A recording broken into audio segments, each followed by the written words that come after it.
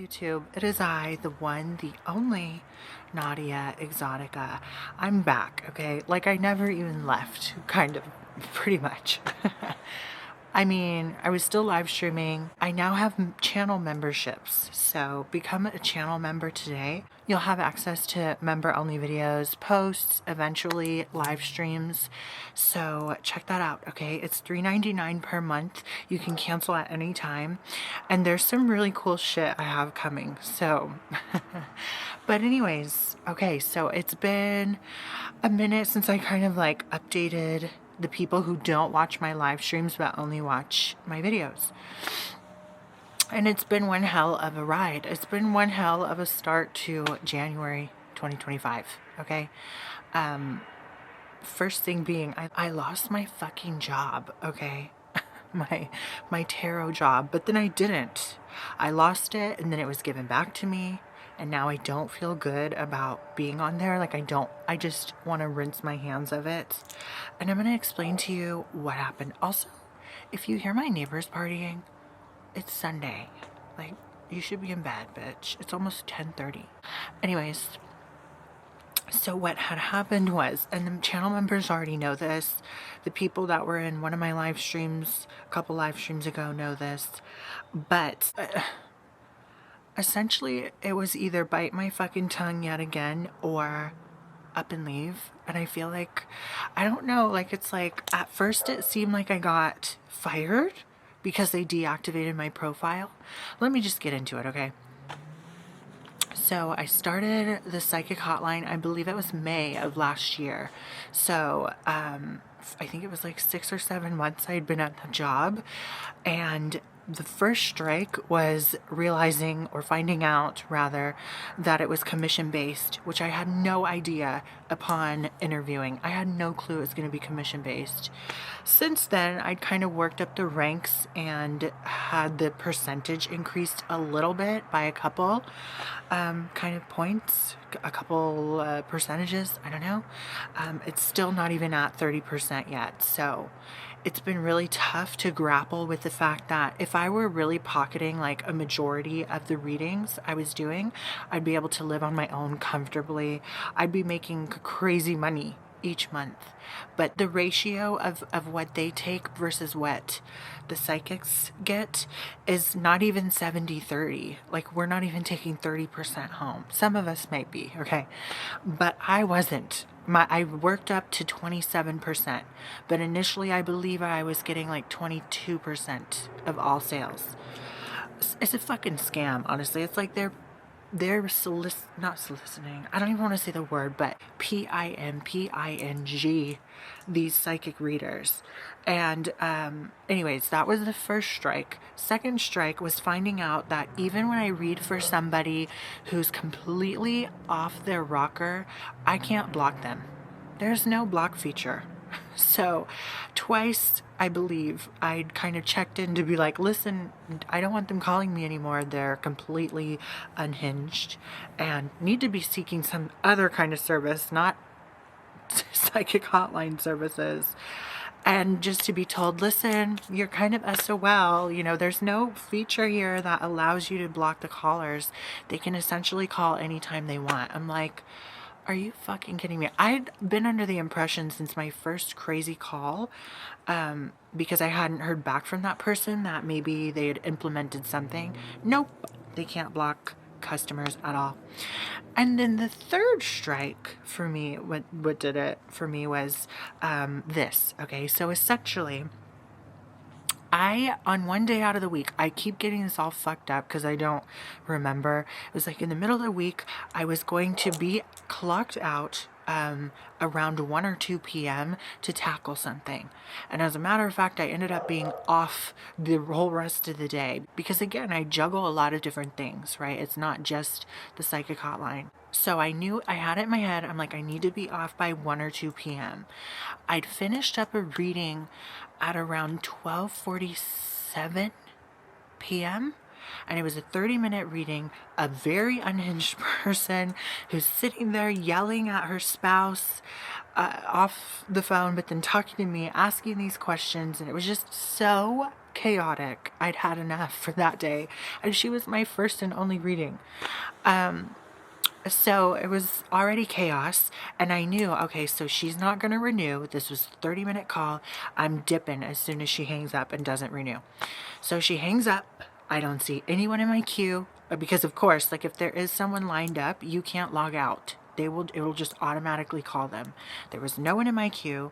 I clock out. Okay, it was 12:47.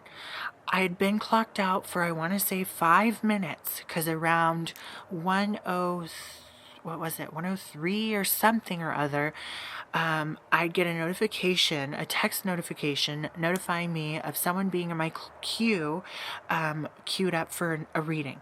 And usually, okay, so here's the rule of thumb for this website.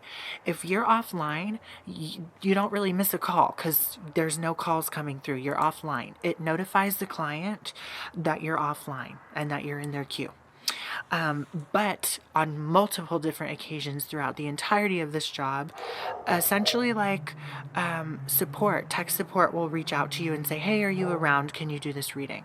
And if you're away, you say, no, I'll be back around this time, or I'm going to be off for 45 minutes, yada, yada. But my phone was ringing off the hook with tech support, and I couldn't answer. So I figured, okay, whatever. Like, I just can't do this right now. I'm not able to do this. I have this big thing I have to tackle. So essentially what happened was I then get a notification saying that I missed a call, and reach out to psychic support because blah, blah, blah, blah, blah for your explanation or some shit. That's what happens if you miss a call while you're clocked in. But I was clocked out. You have to put your credentials in order to clock out. So I had been clocked out for 5 minutes. And so I didn't think anything of it because I'm like, that's kind of stupid. That doesn't make any sense. Like, whatever. It shouldn't be this big deal.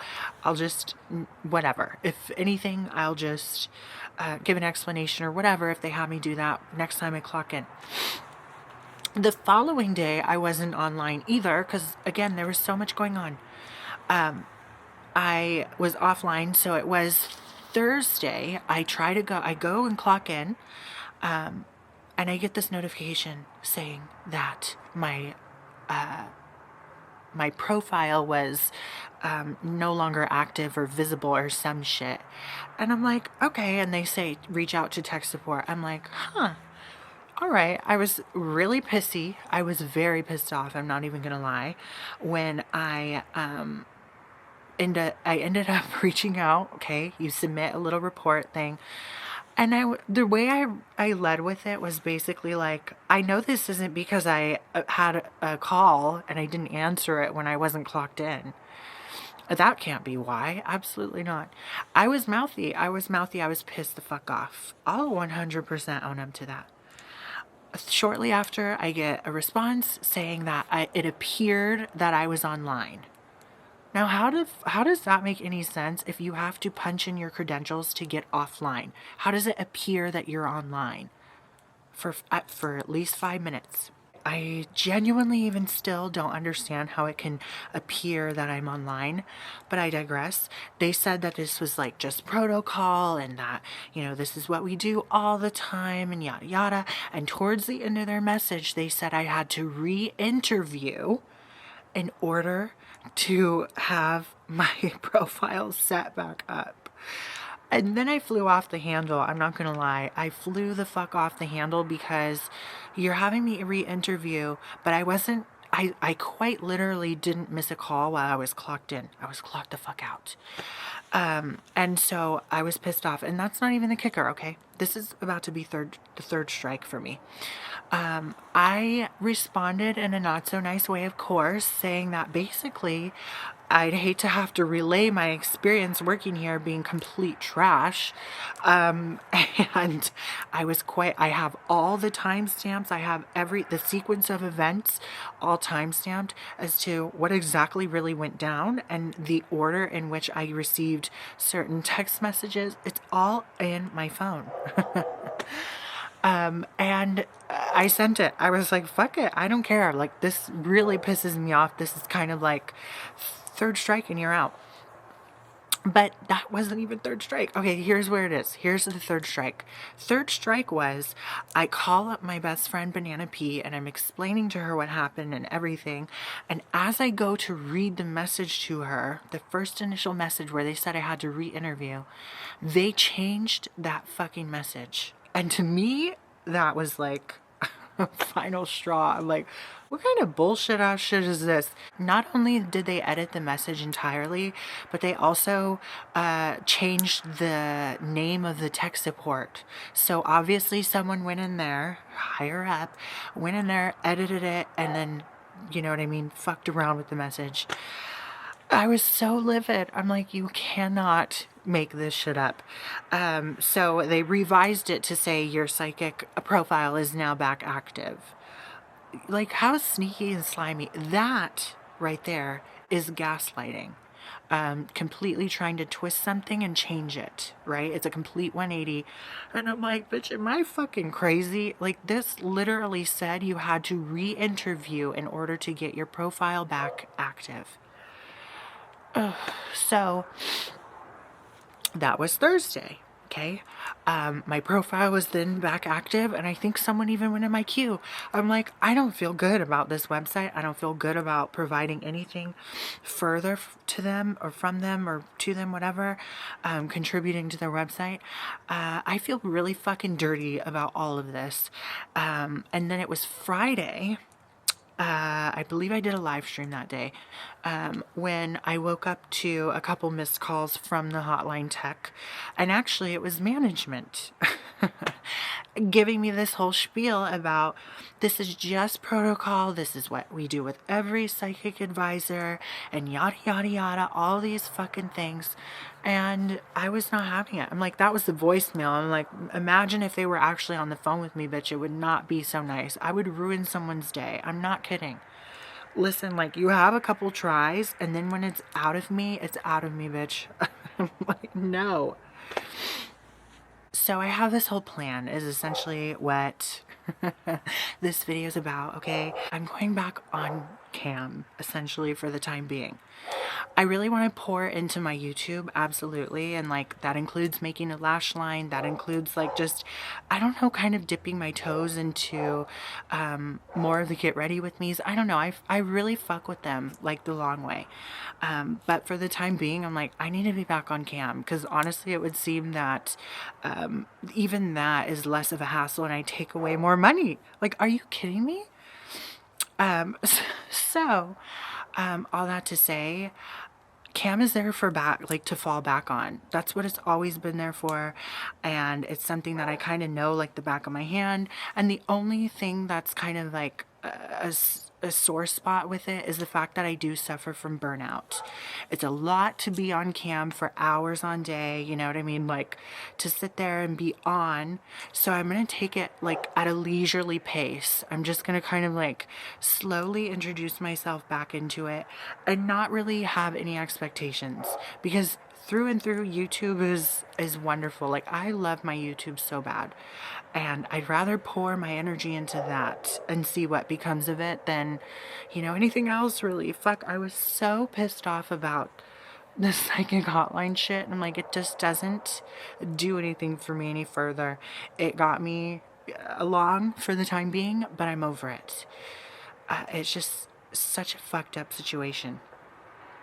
So anyway, yeah, I don't know. I have a game plan, and again, using cam as just a stepping stone. It's just so irritating. And at first I was trying to grapple with it and like, oh my gosh, what the fuck? But I kind of come to terms with it, that it's just something you utilize, and that's exactly what it is. So honestly, I did build some clientele, some tarot reading clientele outside of the hotline too, which they've been very consistent, which is fabulous. And so I'm just not worried. Like, just when one door closes, another one opens. So that's kind of how I'm trying to look at it. But anyways, I'm happy to catch you guys up. Those who don't tune into the live streams and only watch my videos, you're now in the know of what's going on, and I'm back to square one. Oh my god. But it's okay. It is okay. All right. Anyways, you guys, I hope you enjoyed, and there's plenty more on the way. Basically, when I'm not on cam, I'm just going to be on here as per usual. But the other thing I also am thankful for is, at least with webcam, it allows me to be very consistent with YouTube, whereas the hotline, it kind of impeded on YouTube, especially in the beginning, especially when like I was just starting out. I was off YouTube for a while. I stopped doing live streams and was only doing uploads. Like, so there is that. There's a silver lining. Okay, it enables me to do YouTube more. So anyways, if you have any questions, comments, concerns, or video requests, feel free to email me. My email is nadiaexotica@gmail.com. Follow all my links at nadiaexotica.com. And also don't forget to read my blog, which is nadiascuriotrove.com. Become a member today on the channel, okay? Join Exotica Mob by going in the description. There's a link, I think it's the very first link in the description, to become a channel member, okay? And I'm not plugging my Patreon any further because it's kind of in limbo, all right? I have some ideas for it, but I'm gonna hold off for a little while. So yeah, so until the next video, you guys, you will be hearing from me very soon.